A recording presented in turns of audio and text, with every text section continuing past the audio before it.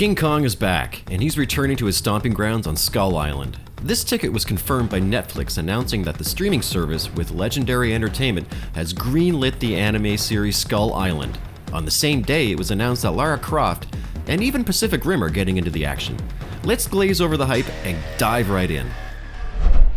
Alexander Skarsgård as Nathan Lind approaches a docile Kong, examining his shackles, and he appears more worried about things other than being face-to-face with the king. Is this the first time he's in Kong's company? A little girl, Gia, portrayed by American actress Kaylee Hoddle, is the only character who has a deep bond with Kong and appears to be the linchpin to Kong's supposed alliance with the humans, proving that Kong's telltale soft spot still beats for the innocent. He's still an honorable ape.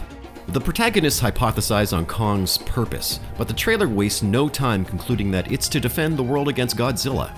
Dr. Mark Russell expresses his confusion about why Godzilla is attacking cities and killing populations of people and systematically decimating apex facilities. This important hint is backed up on a wall map charting Godzilla's deliberate path of destruction on apex facilities, earmarked with post-it notes piecing together Godzilla's baffling campaign of violence. But we have to take a second to praise the creative teams who crafted these beautiful visuals and creature designs in the film. The battle scenes are pure monster mash artistry. Well, for fun, let's compare the fight sequence from 1963's King Kong vs. Godzilla. Yeah, we've come a long way, baby. Even more intriguing is the appearance of Ren Serizawa, supposedly the son of Dr. Ishirō Serizawa, with a computer display in the background that displays diagnostic information on, wait for it, Mecha-Godzilla, or a completely different mech monster who happens to be charging up. I mean, we'll have to wait, but prepare yourself for plot twists in the Titan's overall power dynamic. Like, that's nothing new.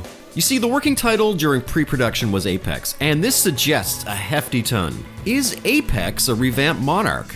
I mean, after all, it has been 50 years since the Monarch expedition in Kong Skull Island. A lot of time to rebrand a covert government agency, don't you think? Legendary's declared anime properties present brand new horizons in the ever-expanding Monsterverse, and we truly hope that Kong's footprints trek into the neighboring franchise's territories. Yes, it's a titillating prospect for us die-hard fans.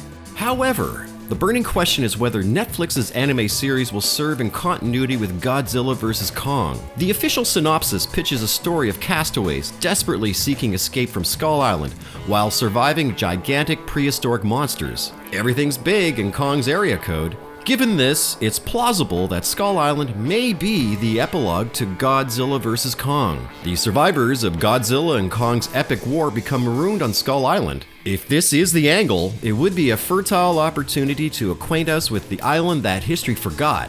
2017's Kong Skull Island, directed by John Vogt-Roberts, might better fulfill this narrative. Kong Skull Island showed us the dangerous creatures inhabiting the island. It's anyone's guess whether the new series will draw upon the giant spiders, the mossy bison, the leviathan, and the skull crawlers. After all, it is established in King Kong Skull Island that King Kong is the sole survivor of his species after a bloody war with the skull crawlers.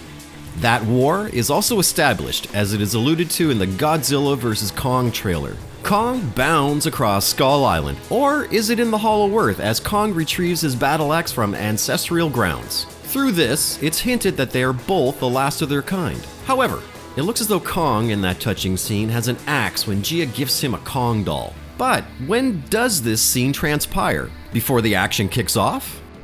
Will new mythologies arise? We would wager that the Skullcrawlers will be present and try to devour everything on the island. And will the tribespeople strike the same balance they already have on the island in order to eke out survival?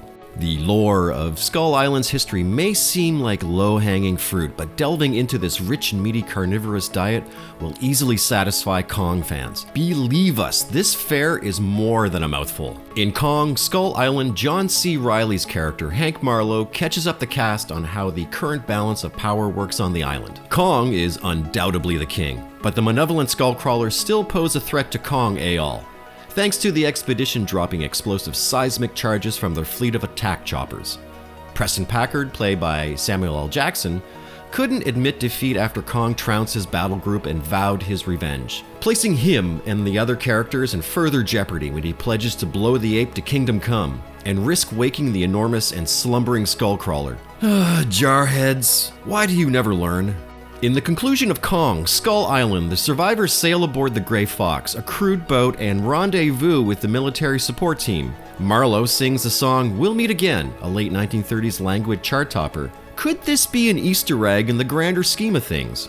Or is it a lyrical moot point because Marlowe appears to be reunited with his family in Chicago in the end credits? However, Kong furiously watches the attack choppers approaching the Gray Fox. Could Kong have attacked and thereby stranded the humans once again, linking the plot to Skull Island? There is also the hope that Skull Island might lend itself to the Lara Croft and Pacific Rim The Black series. Sure, Croft's jungle motif could make way for a meetup, but Pacific Rim would actually be spectacular.